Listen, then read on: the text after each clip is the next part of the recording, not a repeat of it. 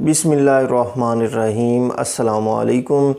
आज की इस वीडियो में हम मैदे के मसाइल के लिए इस्तेमाल होने वाले एक इंजेक्शन इसोमेप्राज़ोल के बारे में बात करेंगे।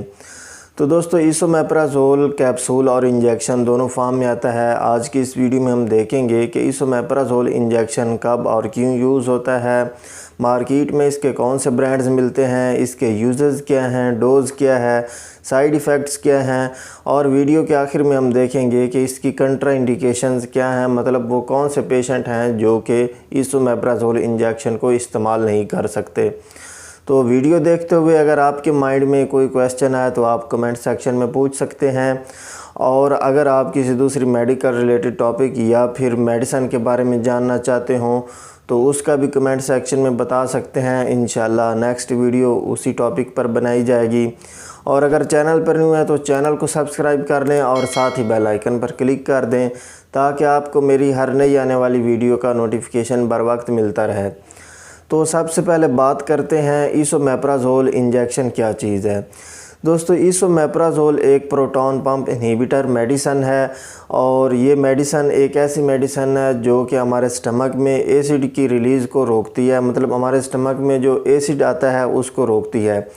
तो अगर एसिड ज़्यादा हो जाए तो उसकी वजह से बहुत से स्टमक रिलेटेड मसाइल बनते हैं, उनको ट्रीट करने के लिए इसोमेप्राज़ोल इंजेक्शन को यूज़ किया जाता है। मार्केट में इसके ब्रांड्स की बात की जाए तो ये इंजेक्शन आपको कंटोर के नाम से मिल जाता है, नेक्सम के नाम से मिल जाता है। ये इसके ब्रांड नेम है जो कि एरिया और डॉक्टर के हिसाब से चेंज होते रहते हैं, जबकि इसका जो जेनरिक नेम है ये सेम रहता है। अब बात करते हैं इसके यूजेस की। तो यूजेस से पहले मैं आपको बता दूं कि इसोमेप्राज़ोल का जो इंजेक्शन है ये सिर्फ़ उस वक्त इस्तेमाल किया जाता है जब पेशेंट ऐसी कंडीशन में ना हो कि वो औरल थेरेपी ले सकता हो, मतलब मुंह के ज़रिए पेशेंट जो है वो इसका कैप्सूल ना ले सकता हो, तो उस वक्त आपने इसोमेप्राज़ोल इंजेक्शन इस्तेमाल करवाना होता है। यानी किसी एमरजेंसी कंडीशन में इसोमेप्राज़ोल को इस्तेमाल करवाया जाता है। और इसका जो ट्रीटमेंट है ये शॉर्ट टर्म के लिए होता है, इसे 5 डेज़ के लिए इस्तेमाल करवाया जाता है। इसके बाद औरल थेरेपी शुरू करवा दी जाती है।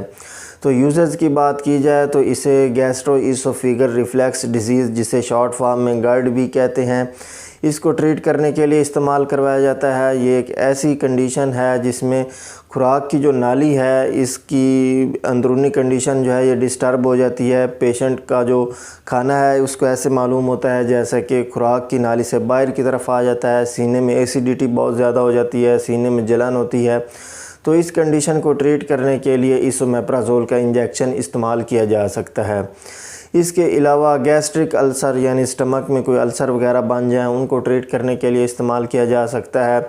इसके अलावा non steroidal anti inflammatory drugs जैसा कि डिक्लोरॉन वगैरह हैं, या फिर दूसरी कोई पेन किलर मेडिसन है जिनकी वजह से स्टमक अंदरूनी तरफ से डिस्टर्ब हो जाता है, अल्सर वगैरह पैदा होने का ख़तरा होता है, तो उसको ट्रीट करने के लिए भी इसे इस्तेमाल किया जा सकता है।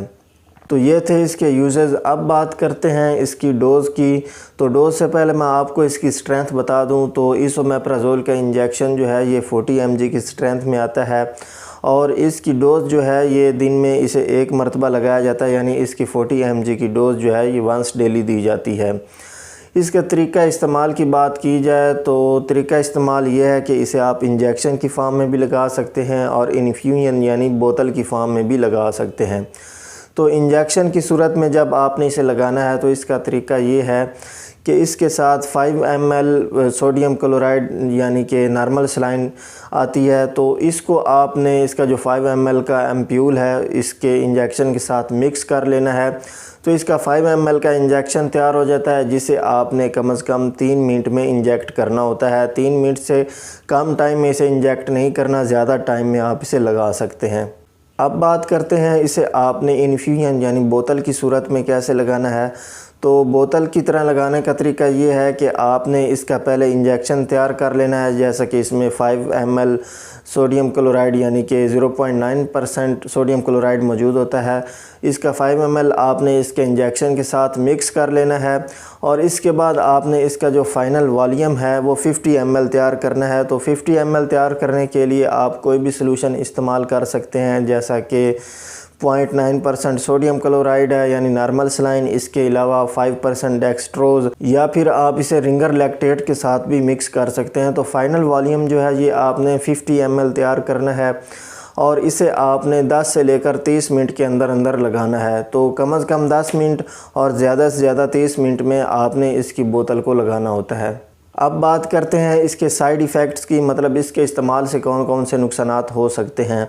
तो इसके जो मोस्ट कॉमन साइड इफ़ेक्ट्स हैं उनकी बात की जाए तो इससे पेशेंट को सर में दर्द हो सकता है, डायरिया यानी पेचस का मसला बन सकता है, पेट में दर्द हो सकता है, कॉन्स्टिपेशन यानी कब्ज़ वगैरह का मसला बन सकता है और वोमिटिंग भी आ सकती है। तो ये इसके मोस्ट कॉमन साइड इफ़ेक्ट्स हैं जो कि पेशेंट टू पेशेंट वेरी होते हैं। हर पेशेंट में सारे साइड इफ़ेक्ट शो नहीं होते। अब बात करते हैं इसकी कंट्राइंडिकेशंस की, मतलब वो कौन से पेशेंट हैं जो कि इसोमेप्राजोल इंजेक्शन को इस्तेमाल नहीं कर सकते। तो ऐसे पेशेंट जो इससे हाइपर सेंसिटिव हों यानी एलर्जिक हों वो इसे इस्तेमाल नहीं कर सकते। तो फ्रेंड्स, अगर आपके माइंड में वीडियो देखते हुए कोई क्वेश्चन आए तो आप कमेंट सेक्शन में पूछ सकते हैं। इंशाल्लाह आपके कमेंट का जवाब ज़रूर दिया जाएगा। अगली वीडियो आने तक अल्लाह हाफिज़।